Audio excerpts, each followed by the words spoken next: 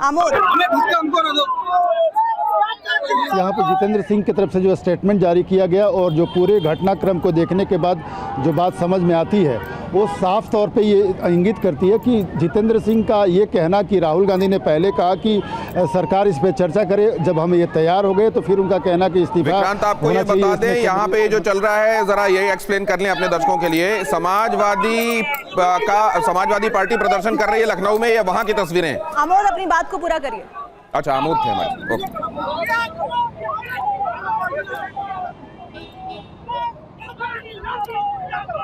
आमोद, इसको लेकर लगातार दोनों के बीच जो चर्चा हो रही है, तो कहीं ना कहीं ये एक बीच में अविश्वास की बात हुई थी, उसके बाद ही इसको लेकर बातचीत बीच में ही अटकी और राहुल गांधी को डिटेन किया गया और उसके बाद प्रियंका गांधी को डिटेन करके अलग अलग जगहों पर ले जाया गया।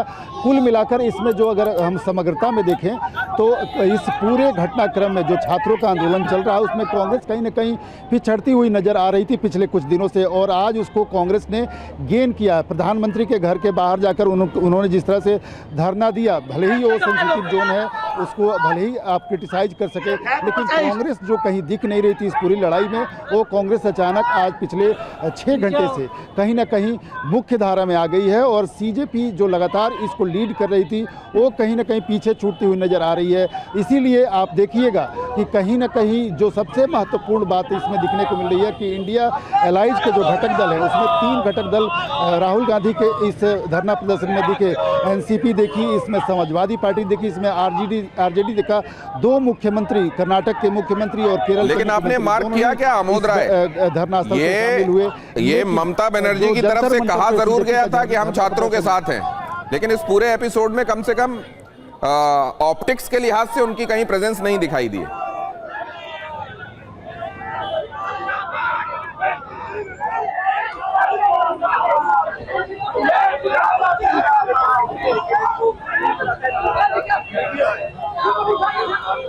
बहुत शोर शराबा है और ऐसे में जाहिर है हमारे संवाददाताओं को सुन पाने में जो है ये इम्पोर्टेंट है। देखिए, एक बात तो माननी पड़ेगी, अब ये पूरा जो प्रोटेस्ट है वो दिल्ली से निकलकर लखनऊ पहुंच रहा है और देश के दूसरे हिस्सों से भी हमने कुछ तस्वीरें, वो छात्रों की थी हालांकि, ये प्रोटेस्ट समाजवादी पार्टी का हजरतगंज चौराहे पर एसपी कार्यकर्ताओं का प्रदर्शन, अभी हमें इसमें लगातार बड़े नेता भी दिख रहे थे समाजवादी पार्टी के, और ऐसा लग रहा है कि अब ये राजनीति का एक बड़ा मुद्दा विपक्ष को मिला है। सवाल ये भी है कि क्या ये सिनर्जी में हो रहा है, क्या कांग्रेस इसको लीड कर रही है जैसा वो करती हुई दिखाई दी?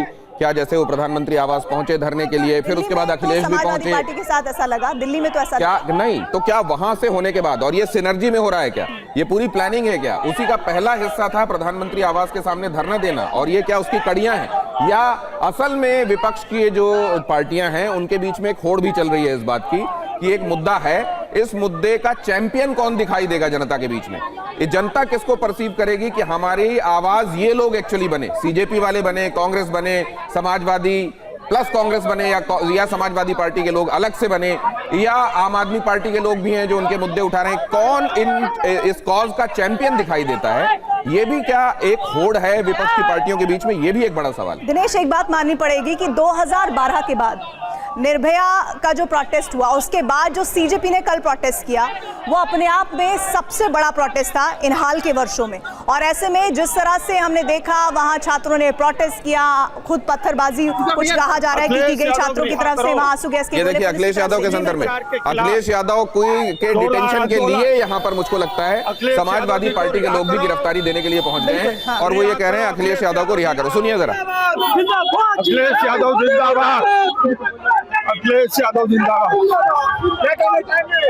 ये घोषित इमरजेंसी है, लाठियों से पीट रहे हैं हम लोगों को, हमारे राष्ट्रीय अध्यक्ष जी को गिरफ्तार कर लिया, अखिलेश यादव जी को हम लोगों। अखिलेश यादव को डिटेन किए जाने को लेकर यह प्रोटेस्ट लखनऊ में हजरतगंज चौराहे पर समाजवादी पार्टी की तरफ से किया जा रहा है। आमोद राय हमारे साथ जुड़े हुए हैं। आमोद, संबित पात्रा प्रेस कॉन्फ्रेंस कितनी देर में करने वाले हैं और किन बिंदुओं के इर्द गिर्द ये प्रेस कॉन्फ्रेंस हो सकती है?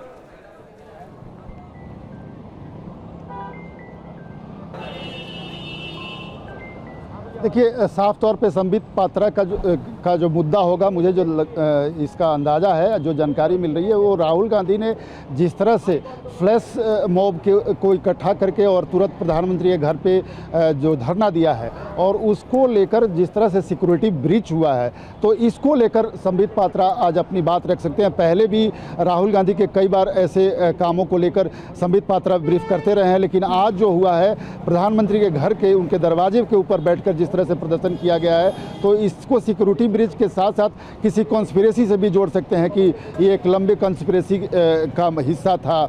इसको अलग अलग ढंग से एनालाइज कर सकते हैं, बांग्लादेश से रिलेट कर सकते हैं, इसको श्रीलंका से रिलेट कर सकते हैं। मतलब आप ये कह रहे हैं कि कल जो सीजेपी का प्रोटेस्ट हुआ था जिसमें पाकिस्तान एंगल की बात की गई, इससे आप जोड़कर अपनी बात को रखना चाह रहे हैं अमोद, अगर आवाज पहुंच रही है आप तक?